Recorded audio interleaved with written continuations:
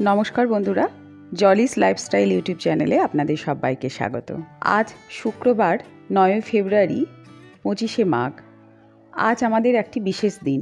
সারা বছর আমরা এই দিনটির জন্য অপেক্ষা করে থাকি, মাঘ মাসের কবে অমাবস্যা তিথি আসবে। এই মাঘ মাসের অমাবস্যা তিথিতে আমাদের বাড়িতে কালী পুজো হয়।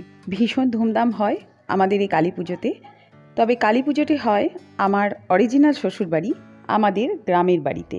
সেখানে আমরা এই দিন সকলেই যাই। আমরা ওখানে কেউই থাকি না। এই কালী পুজোর দিন বছরে একবারই আমরা প্রত্যেকে আমাদের গ্রামের বাড়ি যাই কালী পুজো করার জন্য। তো আজকে কালী পুজো, সেই জন্য তাড়াতাড়ি ঘুম থেকে উঠে পড়েছি আমাদের গ্রামের বাড়ি বিপ্রশেখর যাব বলে। তো আমি ঘুম থেকে উঠে মোটামুটি সব কাজ একটু গুছিয়ে নিয়ে একটু চা করে নিচ্ছি। চা খেয়ে স্নান করে আমার গোপালের সেবা করে আমার ঠাকুরের পুজো করে আমরা বেরিয়ে পড়ব আমাদের গ্রামের বাড়ির উদ্দেশ্যে। তো চা আমার রেডি হয়ে গেছে, এখন ওরা ওঠেনি, আমি একাই উঠেছি, তাই একাই চা খাবো। তো স্নান করে পুজো টুজো করে নিয়েছি, আমরা প্রত্যেকেই স্নান করে নিয়েছি, প্রত্যেকেই নতুন জামা কাপড় পরে নিয়েছি। এখন ব্যাগ গোছানো আছে কালকে থেকে। তো এই ব্যাগ ট্যাগ নিয়ে ঠাকুরের ফল মিষ্টি ও বাড়ি থেকে নিয়ে আমরা উঠে পড়েছি আমাদের অটোতে। গ্রামের বাড়ি আমাদের কাঁদি থেকে খুব বেশি দূর নয়, তাই আমরা অটোতেই যাচ্ছি। তো ঠাকুরের ফল মিষ্টি সব কিছুই নিয়েছি, তার সঙ্গে আমাদের জামা কাপড় তো আছেই, কারণ ওখানে আমরা কেউই থাকি না বলে আমাদের ওখানে কিছুই জিনিসপত্র থাকে না। তো সব কিছু আমাদেরকে গুছিয়ে নিয়ে যেতে হয়। তো আমরা পৌঁছে গেছি আমাদের গ্রামের বাড়ি বিপ্রশেখরে। আমার শ্বশুরমশাইরা তিন ভাই কর্মসূত্রে বাইরে থাকতেন, সেখানেই তারা বাড়ি করেছেন। তো আমরা প্রতি বছর মাঘ মাসের অমাবস্যার দিন আমাদের কালী পুজো করার জন্য এই গ্রামে আসি। ভীষণ ভালো লাগে, এই দিনটার জন্য অপেক্ষা করেই থাকি যে কবে আসবে আমাদের কালী পুজো। তো গ্রাম ঢুকতেই আমাদের কালী মন্দির সাজানো হচ্ছে, রাত্রে পুজো, মাকেও সাজানো হচ্ছে। তো মন্দির পেরিয়ে আমরা চলে এলাম আমাদের বাড়িতে। এখন মালপত্র নামিয়ে নেওয়া হচ্ছে। যেহেতু আমরা এখানে কেউই থাকি না, তো আমাদের সব কিছুই নিয়ে আসতে হয় ব্যাগ ভর্তি করে। সারা বছর আমাদের এই বাড়ি বন্ধই থাকে, বছরে একবার আমরা প্রত্যেকে আসি আর এই বাড়ি খোলা হয়।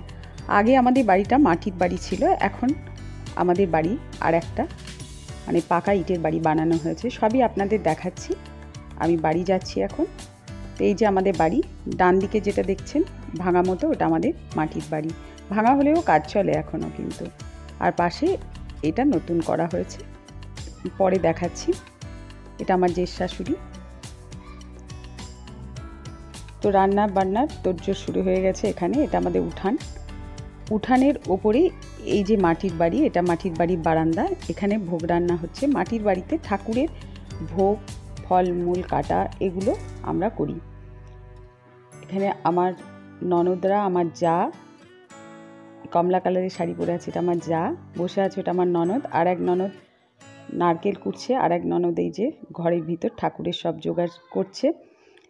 আমিও লেগে পড়বো এবার ঠাকুরের ভোগ রান্নায়। তো এটা আমার ঠাকুমা শাশুড়ির ঠাকুর ঘর। এই মাটির ঘরেই এখনও কিন্তু আমাদের ঠাকুরের সমস্ত কাজকর্ম আমরা করি। তো একটু দেখিয়ে দিই, দাঁড়ান। মাটির ঘরটা এই যে, আগে যখন আমাদের ওই পাকা বাড়িটা হয়নি তখন কিন্তু এই মাটির বাড়িতেই আমরা থাকতাম। আমাদের ওপরে কিন্তু মাটির বাড়িটার দোতলা আছে, ওখানে থাকা হতো, কিন্তু এখন আর ওপরে ওঠা যায় না। তো এখানে ভোগ টোগ বানানো হচ্ছে। আমরা ঠাকুরের সমস্ত জোগাড় এই মাটির বাড়িতে করি, আর পাশে যে পাকা বাড়িটা বানানো হয়েছে ওখানে আমাদের থাকার ব্যবস্থা করা হয়। তো এখানে ভোগ বানানো হচ্ছে লুচি। আমাদের মায়ের অন্নভোগ হয় না, লুচি, অমৃতকালী, সুজি, 5 রকম ভাজা আর ফল মিষ্টি, এগুলো তো আছেই। এইসব দিয়েই আমাদের মায়ের ভোগ হয়। আমি, আমার যা, আমার ননদ মিলে ভোগের আয়োজন করছি। আমাদের এই পুজোতে আমাদের বাড়িতে অনেক আত্মীয় স্বজন আসে। যারা উপোস করেনি তারা দুপুরের খাবার খেয়ে নিচ্ছে। এবার আমাদের মেন পালি, আমাদের এই ভট্টাচার্য বাড়ির প্রচুর শরিক আছে। তো এক এক বছর এক একজনের পালি পড়ে।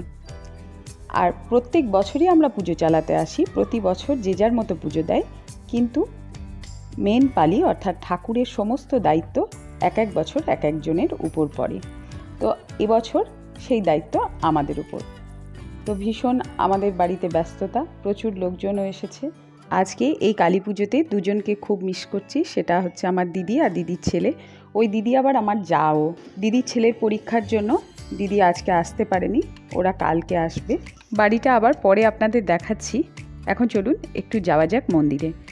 মন্দিরে গিয়ে দেখি আমাদের মাকে কেমন সাজানো হচ্ছে। তো মন্দিরে এসে গেছি, মাকে সাজানো হচ্ছে। মন্দিরের বাইরেও খুব ভালো করে সাজানো হয়েছে। তা আমাদের মা সেজে উঠছেন তার অপরূপ সাজে।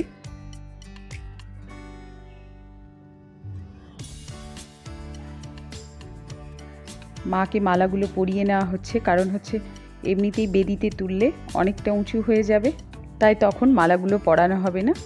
তাই রজনীগন্ধার মালা, কিছু অন্যান্য ফুলের মালা মাকে পরিয়ে নেওয়া হবে আগে। তারপর মাকে সন্ধ্যাবেলায় সম্পূর্ণ সাজিয়ে বেদিতে তোলা হবে। তো আমি আপনাদের মায়ের পুজোর ছোট ছোট ব্লগ দেখাবো। একবারই অত বড় ব্লগ আমি বানাচ্ছি না, তাহলে আপনাদেরও দেখতে সেটা ভালো লাগবে না। তো পার্ট পার্ট করে আমি আপনাদের আমাদের মায়ের পুজো দেখাবো। তো আজকে আমি মাকে কেবল সাজানো ভিডিওই দিচ্ছি, আর আমাদের বাড়ির কিছু ভিডিও পরবর্তী ভিডিওতে থাকবে মায়ের পুজো। তো আপনারা আমার চ্যানেল ফলো করতে থাকুন, দেখতে পাবেন সমস্ত ভিডিওই। তো আস্তে আস্তে মা সেজে উঠছেন। এটা মায়ের পিছনে যে চালিটা দেওয়া হয় সেই চালিটা রাখা আছে। তো আবার সন্ধ্যাবেলায় আসবো, চলুন বাড়ি যাই। বাড়িতে এসে দেখছি পিসি শাশুড়িরা এসে গেছে, পিসি শাশুড়ির সঙ্গে তার জারাও এসেছে। তো ভালোই লাগে এই দিনটা, সবাইকে দেখতে পাই আমরা, সবাই একসাথে হই, এটাই হচ্ছে সব থেকে বড় আনন্দের। সারা বছর যে যার বাড়িতে যে যার কাজে ব্যস্ত থাকি আমরা, কিন্তু এই বছরে একবার আমরা সকলে মিলে এক জায়গায় আসি, ভীষণ আনন্দ হয় আমাদের। আমাদের মায়ের টানে বছরে একবার আমরা এখানে আসি, আর সবাই একসাথে দুদিন থাকি, খুব ভালো লাগে, খুব ভালো লাগে। সকলের সঙ্গে দেখা হয় বলে হাসি, গল্প, মজা, আনন্দে কেটে যায় দুটো দিন। তারপর আবার সেই এক বছরের অপেক্ষা, আবার মাঘ মাসের অমাবস্যা, কালী পূজা, আবার সবার দেখা। তো এখানে যে যার মতো গল্প করছি আমরা, এদিকে পিসিমা, জেঠিমা, কাকিমারা সবাই গল্প করছে। আমার শাশুড়ি মা আসতে পারেননি, শরীরটা খারাপ বলে। এবার শুরু হয়ে গেছে এখানে রাত্রে রান্না। তো রাত্রে যারা খাবে তাদের জন্য রান্না হচ্ছে, আর কালকে দুপুরে যে রান্না হবে তার সবজিগুলো এরা কেটে রেখে দিচ্ছে। তো আমাদের বলির পুজো, তাই দাঁড়ান পাঁঠাটা একবার আপনাদের দেখিয়ে দিই। এই যে, তো আমাদের এই গল্প চলতেই থাকবে। বছরে একবার দেখা তো, তাই যত গল্প আছে সবাই সবার সাথে এই দুদিনেই আমরা সেরে ফেলি। তো আমি আপনাদের বলেছিলাম আমাদের বাড়িটা একবার ঘুরিয়ে দেখাবো। তো বাড়িতে বেশিরভাগ জায়গাটায় প্যান্ডেল করা আছে, তবু চলুন যেটুকু পারি দেখাই। তো এই যে আমি বাড়ি ঢুকছি, যে দিকটা দেখছেন প্যান্ডেলের কাপড় দিয়ে ঘেরা আছে, এটা আমাদের মাটির বাড়িটা। দেখুন কত বড় ফাটল ধরেছে, ওপরটা একদমই ইউজ করা যায় না, নিচেটা তবু এখনও ব্যবহার করা যাচ্ছে। নিচের একটা ঘর ব্যবহার করা যায়, আর একটা যায় না। তো সামনের দিক থেকে এই যে বাড়িটা দোতলা। আগে আমরা উপরে থাকতাম, কিন্তু এখন আর উপরে ওঠা যায় না। নিচে দুটো ঘর, বারান্দা। ডান দিকের ঘরটা ব্যবহার করা যাচ্ছে না, আগের বছর অবধিও ডান দিকের ঘরটা ব্যবহার করা গেছে। আর এইটা হচ্ছে আমাদের নতুন বাড়ি। দাদু ঠাম্মার আদরের নাতিরা দাদু ঠাম্মার নাম অনুসারেই বাড়িটার নামকরণ করেছে রামপদ শতরূপা ভবন। রামপদ আমার দাদু শ্বশুরের নাম, শতরূপা আমার ঠাকুমা শাশুড়ির নাম। তো বন্ধুরা, আজকের ব্লগটা এই পর্যন্তই। আবার ফিরে আসবো পরবর্তী নতুন ব্লগের সঙ্গে। পরবর্তী ব্লগে থাকবে আমাদের মায়ের পূজা। ভিডিও ভালো লাগলে একটা লাইক করে দেবেন, আর চ্যানেলটা সাবস্ক্রাইব করে আমার সাথে থাকবেন।